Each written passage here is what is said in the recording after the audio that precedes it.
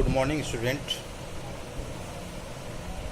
आज हम लोग जो कविता पढ़ेंगे उस कविता का शीर्षक है नौरंगिया और कविता के कवि हैं कैलाश गौतम। कविता पढ़ने से पहले हम लोग जरा कैलाश गौतम के बारे में जानें, कैलाश गौतम के बारे में पढ़ें। कैलाश गौतम का जन्म 8 जनवरी 1944 ईस्वी को उत्तर प्रदेश के चंदौली जिले के डिघी गांव में हुआ था, जो कि बनारस के पास में ही है। इनकी मृत्यु 9 दिसंबर 2006 ईस्वी को हुई। कैलाश गौतम इलाहाबाद में आकाशवाणी में थे। आकाशवाणी से अवकाश प्राप्त करने के बाद उत्तर प्रदेश सरकार ने उन्हें हिंदुस्तानी अकेदमी का अध्यक्ष बना दिया। कैलाश गौतम बहुमुखी प्रतिभा के धनी थे। उन्हें बहुत सारे कविताएं, उपन्यास, निबंध, गीत आदि की रचना की। वो एक जनवादी कवि भी थे। उनकी प्रकाशित रचनाओं में सिली माचिस की तीलियां, जोड़ा ताल काव्य संग्रह है, सिर पर आग इनका गीत संग्रह है। इसके अलावा बहुत सारी रचनाएं अप्रकाशित है, जैसे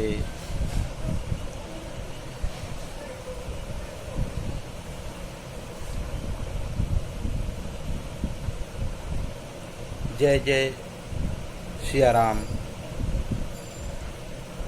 तंबुओं का शहर इनका अप्रकाशित उपन्यास है। 3/4 आन्हर, कविता लौट पड़ी आदि इनके भी अप्रकाशित रचनाएं हैं। चिंता नए जूते की इनका निबंध संग्रह जो अप्रकाशित है। इन्हें जीवन काल में परिवार सम्मान, प्रतिष्ठित ऋतुराज सम्मान से सम्मानित किया गया। इनके मरणोपरांत उत्तर प्रदेश सरकार द्वारा यश भारती सम्मान से भी इन्हें नवाजा गया।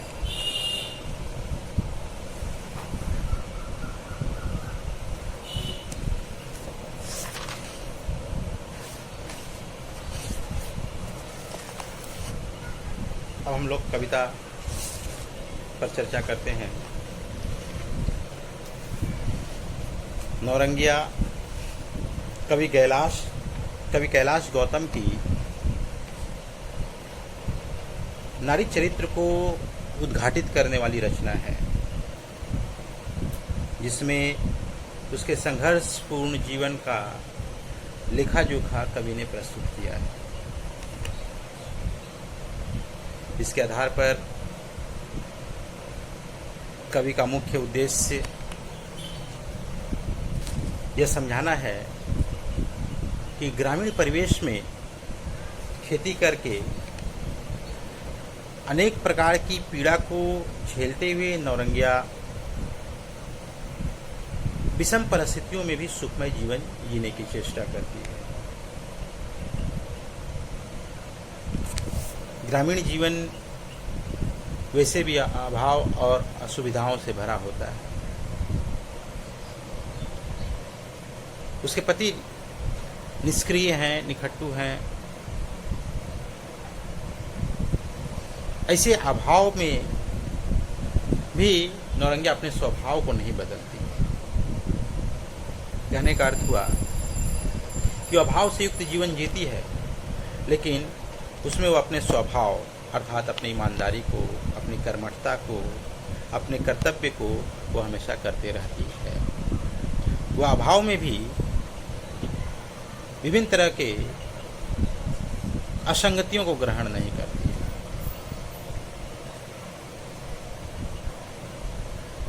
इसमें कवि कैलाश गौतम ने नौरंगिया के अभावपूर्ण जीवन, उसकी जिजीविषा, उसकी कर्मठता, उसकी सुंदरता आदि को दर्शाया। इसके अलावा जो इस कविता का उद्देश्य है, इस कविता के माध्यम से कैलाश गौतम पाठकों को क्या शिक्षा देना चाहते हैं, इस कविता का मूल भाव, इन सारी चीज़ों को हम लोग अगले वीडियो में पढ़ेंगे। इस वीडियो में मुख्य रूप से हम नौरंगिया कविता की व्याख्या पढ़ेंगे।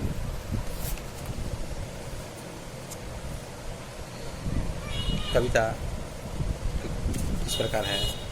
देवी देवता नहीं मानती, छक्का पंजा नहीं जानती, ताकतवर से लोहा लेती, अपने बूते करती खेती, मरद निकट्ठू जनखा जोइला, लाल न होता ऐसा कोयला, उसको भी वह शान से जीती, संग संग खाती संग संग पीती, गांव गली की चर्चा में वह सुर्खी सी अखबार की है, नौरंगिया गंगा पार की।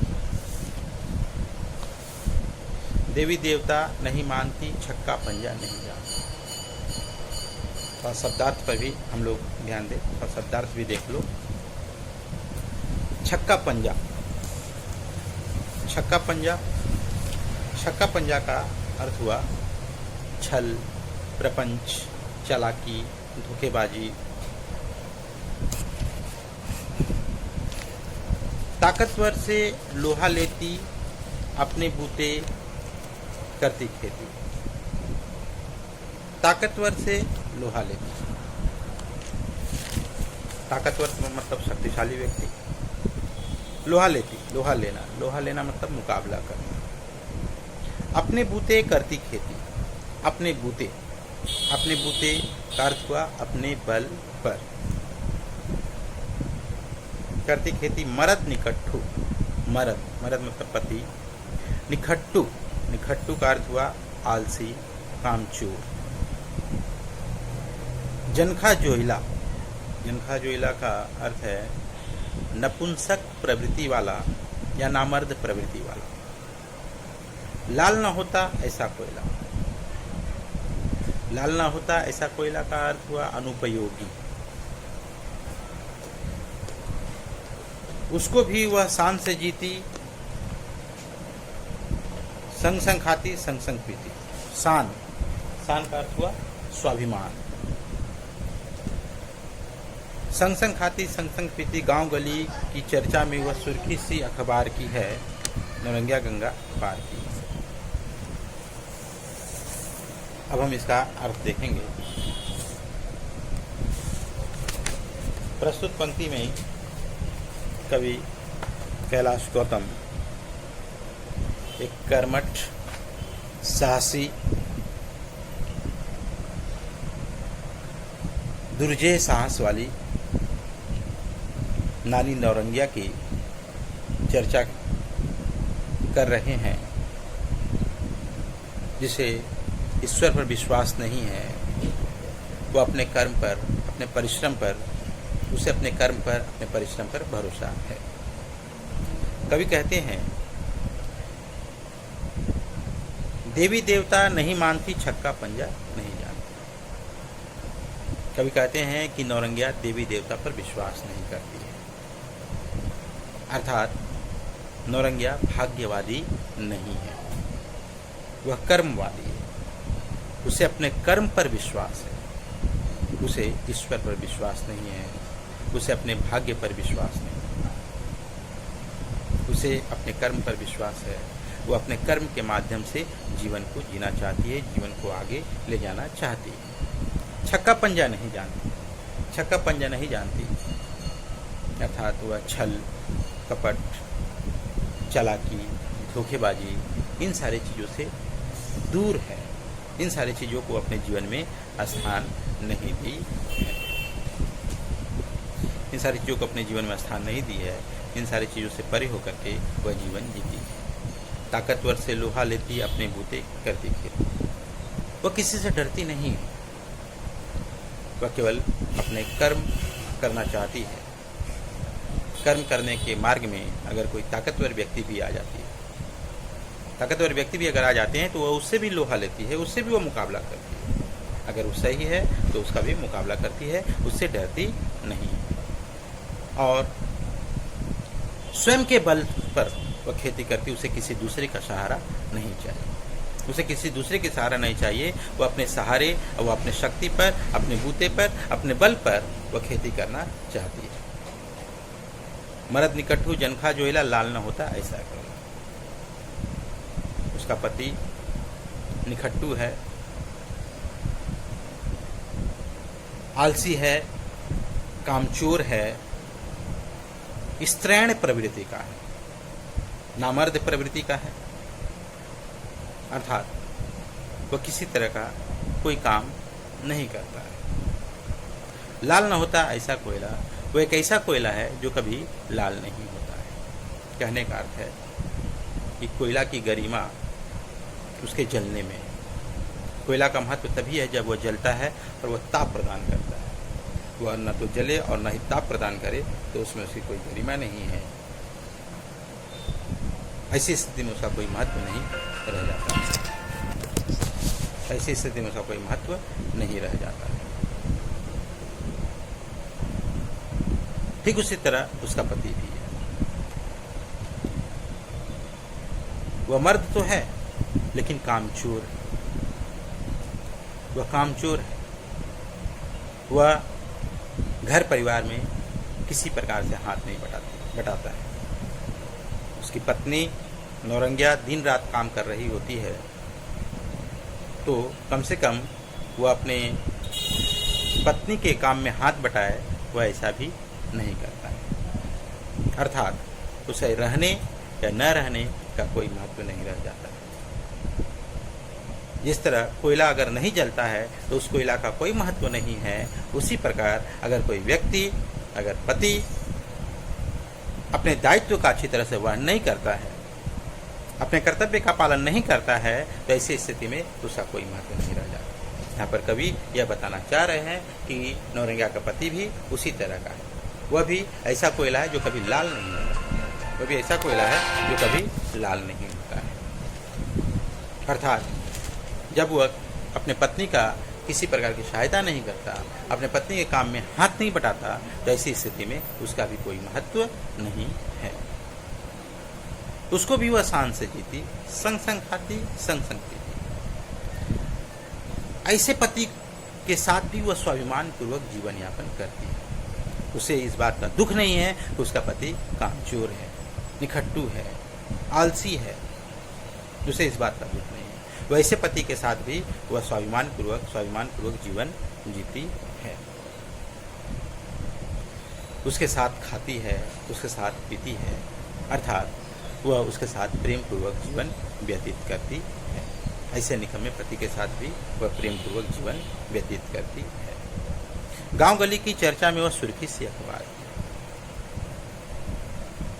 गांव गली की चर्चा में वह सुर्खी से अखबार भी है।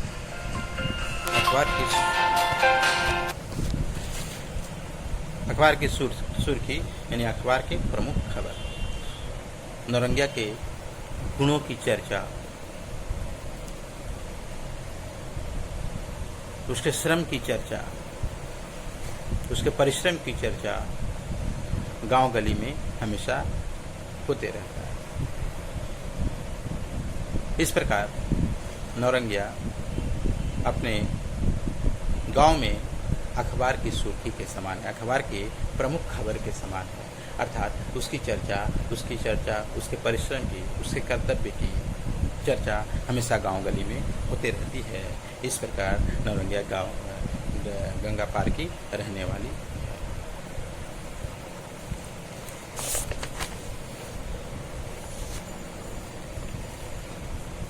आगे का पंक्ति है, कसी देह और भरी जवानी, शीशे के सांचे में पानी, सिहरन पहने हुए अमूले, काला भौरा मुंह पर डोले, 100 पानी रंग धुले हैं, कहने को कुछ होठ खुले हैं, अद्भुत है ईश्वर की रचना, सबसे बड़ी चुनौती बचना। जैसी नियत लेखपाल की, वैसी ठेकेदार की है नौरंगिया गंगा पार की। कसी देह और भरी जवानी। कसी देह का अर्थ हुआ सुगठित शरीर, हृष्ट पुष्ट स्वस्थ, ये भरी देह।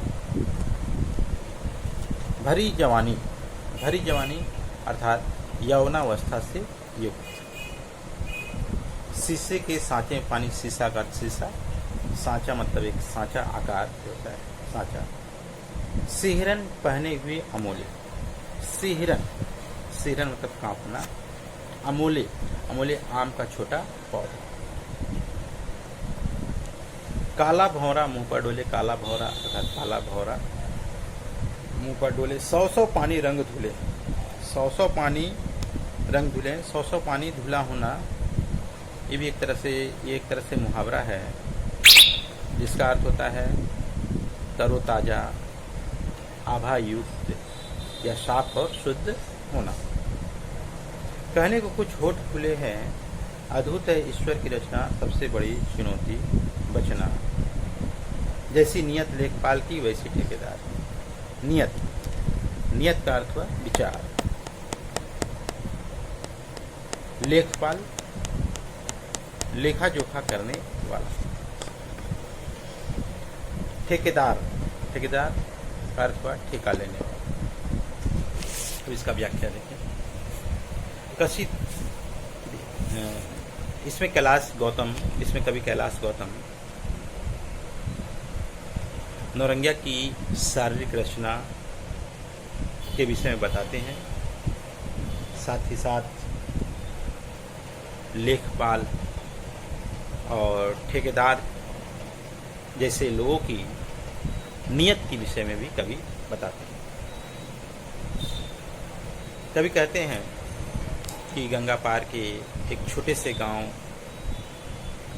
में जो रहने वाली नौरंगिया है, वह नौरंगिया कसी दे भरी जवानी, शीशे के सांचे में पानी। वह नौरंगिया सुगठित शरीर वाली, वह स्वस्थ है, हृष्ट पुष्ट है, उसका शरीर कसा हुआ है, मेहनती है। शीशे के सांचे में पानी, उसका शरीर जो इतनी सुंदर है कि उसका शरीर चमकता हुआ दिखाई देता है। उस शरीर को देखकर ऐसा लगता है मानो कि शीशे के सांचे में पानी रखा हुआ हो और वह पानी मोती की जैसा चमकता हुआ दिखाई दे रहा। अर्थात जिस तरह मोती चमकता हुआ दिखाई देता है, उसी तरह नौरंगिया इतनी सुंदर है कि उसका शरीर चमकता हुआ दिखाई दे रहा है। सिहरन पहने हुए अमोले, काला भौरा मुंह पर डोले। नौरंगिया हमेशा कर्म करती रहती है, जिसके कारण सिहरन वह चंचल कांपता हुआ अर्थात चंचल दिखाई देती, कांपता हुआ दिखाई देता है। पहने हुए अमोले, जिस तरह आम का छोटा पौधा जरा सा भी हवा प्रवाहित होने पर वह हिलने लगता है। आम के छोटे पौधे में जो पत्ते होते हैं, वह जरा हल्का सा भी हवा प्रवाहित होने पर वह हिलने लगते हैं। ठीक उसी प्रकार नौरंगिया भी वह हमेशा चंचल रहती है। वह हमेशा कर्म से युक्त रहने के कारण हमेशा चंचल बनी रहती है। काला भौरा मुंह पर डोले, वह अपने कर्म को कर रही होती है। ऐसी स्थिति में उसके केश राशि या लटें उसके मुख के सामने लटकता हुआ दिखाई देता है। उस लटकते हुए केश राशि को देखकर ऐसा लगता है जैसे कोई काला भौरा उसके मुंह पर लटक रहा है।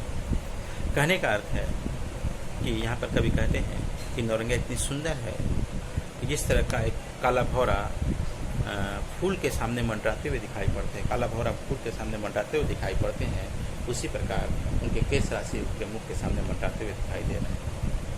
कहने का अर्थ है कि कवि कहते हैं कि जैसे उनका जो मुख है वो मुख फूल के समान है और उनकी जो केश राशि है, उनकी जो लटें हैं वह काले भौरे के समान है और उनके केश राशि उनके मुख के सामने लटक रहे होते हैं। कहने का अर्थ है कि जैसे कोई भौरों का समूह या भौरा किसी सुंदर फूल के सामने मंडरा रहे होते, अर्थात उनके केश राशि उसके मुख के सामने लटक रहे। सौ पानी रंग धुले, वो इतनी सुंदर है, वो इतनी सुंदर है कि ऐसा लगता है कि जैसे वह सैकड़ों बार अपने मुंह को साफ किए हुए, यानी उसका रंग साफ है, गोरा है, मानो वह दूध से धुला हुआ। कहने को कुछ होठ खुले हैं, वह किसी भी बात का वह तुरंत जवाब देती है, वह किसी से डरती नहीं है, किसी का जवाब देने में चूकती नहीं है, बड़ी हाजिर जवाबी है, हमेशा कुछ न कुछ बोलते रहती है। अद्भुत है ईश्वर की रचना, सबसे बड़ी चुनौती बचना। इस प्रकार नौरंगिया एक अद्भुत रचना है। कहने का अर्थ हुआ कि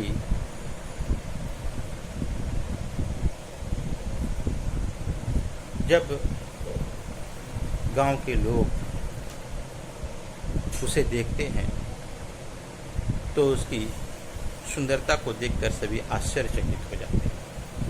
उसकी सुंदरता को देखकर लोग आश्चर्यचकित हो जाते हैं और उसे लगता है कि जैसे ईश्वर ने एक अद्भुत रचना का निर्माण किया है। ईश्वर जो है एक अद्भुत रचना का निर्माण किए हैं, लेकिन उसकी सुंदरता ही उसके लिए एक बहुत बड़ी चुनौती बन जाती है, क्योंकि समाज में सुंदर स्त्रियों पर लोगों का ध्यान सबसे पहले आकर्षित होता है। सुंदर स्त्रियों पर, सुंदर युवतियों पर लोगों का ध्यान सबसे पहले जाता है और नौरंगिया भी बहुत सुंदर है। ऐसी स्थिति में उसे उसकी सुंदरता एक चुनौती भरा दिखाई देता है, क्योंकि उसके सामने सबसे बड़ी समस्या उत्पन्न हो जाती है कि वो लोगों से अपने आप को किस तरह से बचाए। इसलिए उसके सामने सबसे बड़ी समस्या यह खड़ी होती है कि वह अपने आप को लोगों से किस तरह से बचा करके रखे, क्योंकि वह जहाँ भी जाती है सभी लोग फटे आंखों से उसे देखते रहते हैं। चाहे वह खेती कार्य के लिए वह लेखपाल के पास जाती हो या मजदूरी करने के लिए किसी ठेकेदार के पास जाती हो, सभी लोग उसका शोषण करना चाहते हैं, सभी लोग उसे घूरते रहते हैं, सभी लोग उसका शोषण करते रहना चाहते हैं। इसलिए ऐसी परिस्थिति में नौरंगिया के सामने यह चुनौती उत्पन्न होती है कि वह ऐसे लोगों से वह किस तरह से बचे।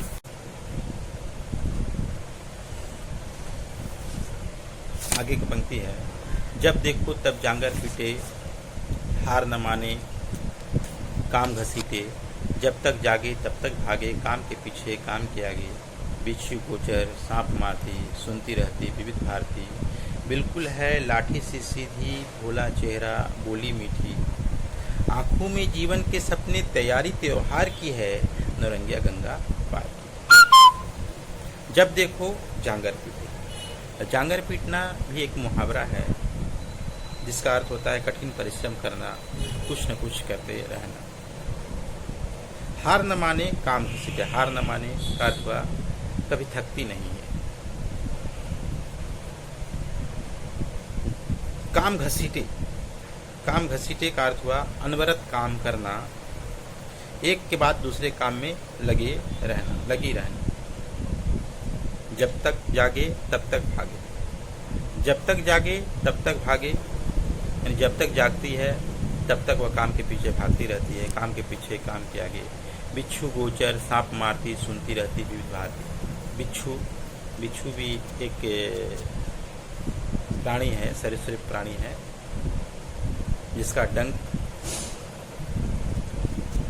बहुत घातक होता है, इससे व्यक्ति की जान भी जा सकती है। गुजर तुम लोग जानते होंगे, गुजर जिसको हम लोग कन गुजर कहते हैं। सांप मारती, सुनती रहती विविध भारती। विविध भारती रेडियो पर प्रसारित होने वाला एक चैनल है, चैनल का नाम है। बिल्कुल ही लाठी से सीधी, भोला चेहरा, बोली मीठी, आंखों में जीवन के सपने, तैयारी त्योहार की है नौरंगिया गंगा पार। जब देखो तब जांगर पीट। प्रस्तुत पद में या प्रस्तुत पंक्ति में कवि कैलाश गौतम नौरंगिया के क्रियाकलाप, उसके स्वभाव से संबंधित बातों को बताते हुए कहते हैं कि गंगा पार एक ग्राम में रहने वाली नौरंगिया इतनी कर्मठ है, इतनी कर्मण्य है, इतनी परिश्रमी है कि वह हमेशा जांगर पीटते रहती है, अर्थात वह हमेशा अपने कर्म में लीन रहती है, हमेशा कुछ न कुछ करते रहती है, हमेशा परिश्रम करते रहती है और अनवरत वह काम करते रहती है। जब तक वह काम को पूर्ण कर नहीं लेती तब तक वह हार नहीं मानती, अर्थात वह किसी काम को पूर्ण करके ही दम लेती है, वह किसी काम को अधूरा नहीं छोड़ती। जब तक उसे पूर्ण न कर ले तब तक उसे चैन नहीं मिलता है। वह जब तक जागे तब तक भागे काम के पीछे काम के। वह जब तक जागती है तब तक काम करते रहती है, तो कभी काम के पीछे काम के आगे भागते रहती है, अर्थात वह हमेशा काम में लीन रहती है, हमेशा वह कार्य करते रहती है, वह हमेशा कार्य करती रहती है। वह क्षण भर भी आराम नहीं करती। एक बार सुबह जो सोकर उठ जाती है और उसके बाद वह काम के पीछे भागना शुरू करती है और अनवरत काम करते रहती है, और जब तक उस काम को पूर्ण नहीं कर लेती है तब तक वह चैन नहीं लेती और वह जी जान लगा कर काम करते रहती है। नौरंगिया देहाती है, ग्रामीण है। देहाती ग्रामीण होने के कारण बिच्छू, गुजर, सांप जैसे जहरीले जीव जंतुओं को वह बहुत बार देखी है, उसका अनेकों बार इन सारे जीव जंतुओं से सामना हुआ है। इस कारण उसके कार्य के मार्ग में अगर बिच्छू, गुजर और सांप आता है तो वह उसे भी मार देती है। वह डरती, इन सारी चीज़ों से डरती नहीं है, बल्कि उसे भी वह मार देती है। और यही नहीं, नौरंगिया एक ग्रामीण औरत है, लेकिन ग्रामीण औरत होने के साथ साथ वह वर्तमान के सारे चीज़ों की जानकारी रखती है, क्योंकि वह विविध भारती रेडियो पर प्रसारित होने वाले एक चैनल विविध भारती को वह सुनती है, जिस पर वह विभिन्न प्रकार के संगीत का कार्यक्रम को, विभिन्न तरह के न्यूज़ को वह सुनते रहती है। इस प्रकार जहां ग्राम के अन्य लोग अपने गांव या अपने आसपास के गांव की ही खबर रखते हैं, लेकिन नौरंगिया एक ग्रामीण महिला होने के साथ साथ, ग्रामीण महिला होने के बावजूद भी वो अपने गांव ही नहीं बल्कि अपने देश, यहाँ तक कि विदेश की भी खबर को वह रखती है। देश विदेश की खबर से भी वह परिचित होते रहती है। देश विदेश में घटित होने वाली घटनाओं का भी वह ज्ञान रखती है। लेकिन बिल्कुल है लाठी सी सीधी, भोला चेहरा, बोली मीठी, लेकिन वह अबोध सा जीवन व्यतीत करती है। वह लाठी के समान बिल्कुल है लाठी से, वो लाठी के जैसे अत्यंत ही सीधी है, किसी से झगड़ा नहीं करती है, लड़ाई झगड़ा नहीं करती है। उसके चेहरे पर मासूमियत बना रहता है। वह सुंदर भी है, उसके चेहरे पर मासूमियत भी है। उसका चेहरा अत्यंत ही भोला है और उसकी बोली में मिठास भरी रहती है। उसकी बोली में मिठास भरी रहती है। वह किसी से कड़वा या क्रोधित होकर के बात नहीं करती है, बल्कि वह अपनी बोली में मिठास लिए हुए बात करती है, नम्रतापूर्वक बात करती है। आंखों में जीवन के सपने, तैयारी त्योहार की, और उसकी आंखों में जीवन के सपने हैं, अर्थात वह अपना जीवन कैसे जिएगी, भविष्य में अपने जीवन को वह कैसे आगे ले जाएगी, कैसे जीवन को जिएगी, इन सारे सपनों को वह संजोए हुए है। और जब भी कोई त्यौहार आने वाला होता है तो उस त्यौहार की तैयारी वह बहुत पहले ही प्रारंभ कर देती है। जब भी कोई त्यौहार आने वाला होता है तो उस त्यौहार के आने से पहले नौरंगिया उस त्यौहार की तैयारी शुरू कर देती है। इस प्रकार नौरंगिया गंगा पार की रहने वाली है। आगे का पंक्ति है, ढहती भीत पुरानी छाजन, पकी फसल तो खड़े महाजन, गिरवी गहना छुड़ा न पाती, मन महसूस फिर रह जाती। कब तक आखिर कितना जूझे, कौन बताए किससे पूछे, जाने क्या क्या टूटा फूटा लेकिन हंसना कभी न छूटे। पैरों में मंगनी की चप्पल, साड़ी नई उधार की है, नौरंगिया गंगा पार।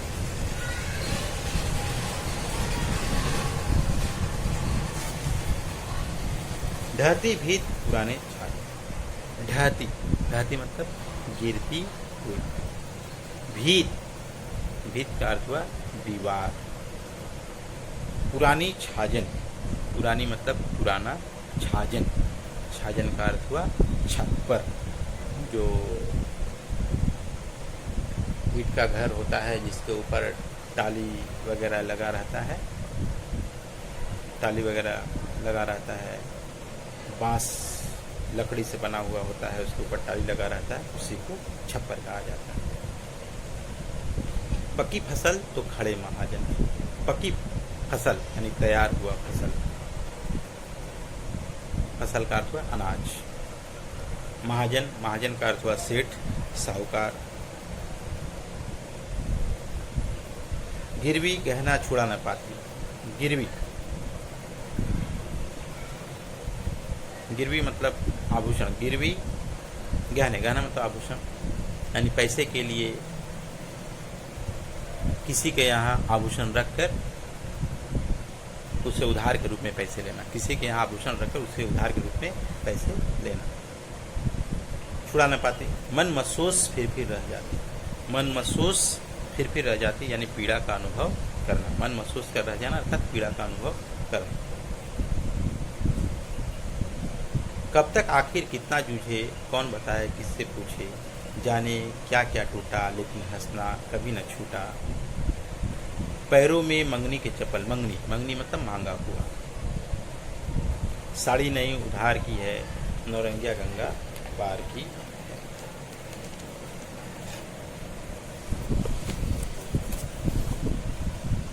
ढहती भीत पुरानी छाजन।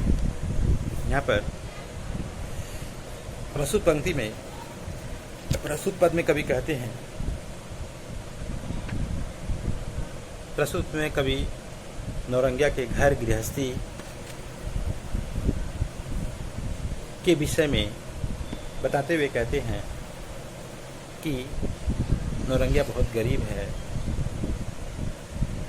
गंगा के उस पार रहने वाली नौरंगिया की घर की दशा अत्यंत दयनीय है। उसकी दीवार कहीं कहीं गिर गई है। ढहती भीत यानी उसकी दीवार कई बार ढह चुकी है। कुछ स्थानों पर उसकी दीवार ढह चुकी है। और छाजन भी अर्थात छप्पर भी बहुत पुराना हो गया है। छप्पर भी बहुत पुराना हो गया है और पुराने हो जाने के कारण वह सड़कर टूट रहा है। धूप, गर्मी, वर्षा, शीत आदि से बचना मुश्किल हो रहा है। कठिन मेहनत करने के बाद, कठिन परिश्रम करने के बाद फसल पक जाते हैं। फसल के पकने पर नौरंगिया के बहुत सारे सपने होते हैं जिसे वह पूर्ण करना चाहती है। देखोगे कि जब किसान खेती करता है और फसल पक जाता है तो किसान बहुत प्रसन्न होते हैं। उसे लगता है कि वह इन फसलों को बेचकर वह अपने आने वाले समय को सुखमय बनाता है। वो विभिन्न तरह के सपने को देखता है और उस सपने को पूर्ण करने की कोशिश करता है। नौरंगिया भी ठीक उसी प्रकार फसल के पक जाने के बाद वो बहुत प्रसन्न होती है और वह अपने भविष्य के सपनों को पूर्ण करना चाहती है। लेकिन जैसे ही फसल तैयार होती है, फसल कटता है, वैसे ही उसके सामने महाजन खड़े हो जाते हैं। उसके सामने महाजन था सेठ साहूकार खड़े हो जाते हैं, जिससे वह कर्ज ली हुई होती है, वो आकर खड़े हो जाते हैं। और ऐसी स्थिति में नौरंगिया का स्वप्न वहीं पर टूट जाता है और स्वप्न टूट जाता है। गिरवी गहना छुड़ा न पाती मन महसूस फिर रह जाती है। नौरंगिया की इच्छा होती है कि वह इस बार के जो फसल है, इस बार के जो पके हुए फसल है, उस पके हुए फसल को बेचकर वह अपने गिरवी गहने को छुड़ा ले। यानी वह अपने गहने को गिरवी रखकर जो कर्ज ली हुई है, उस कर्ज को चुका करके वह अपने गहने को छुड़ा देगी। लेकिन वह कर्ज इतना बढ़ चुका होता है कि पके हुए फसल को दे दिए जाने के बाद भी वह अपने गहने को छुड़ा नहीं पाती है और ऐसी स्थिति में वह मन महसूस कर रह जाती है, अर्थात मन महसूस कर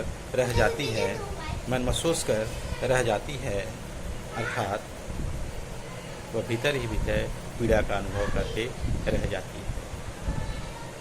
बहुत दुखी होती है क्योंकि वो बहुत तरह के सपने को देखती है और वह सपना उसे पूर्ण होता हुआ दिखाई नहीं देता है, वह सपना उसे टूटता हुआ दिखाई देता है। बहुत दुखी होती है लेकिन फिर भी वह हारती नहीं है। कब तक आखिर कितना जूझे कौन बताए, किससे पूछे।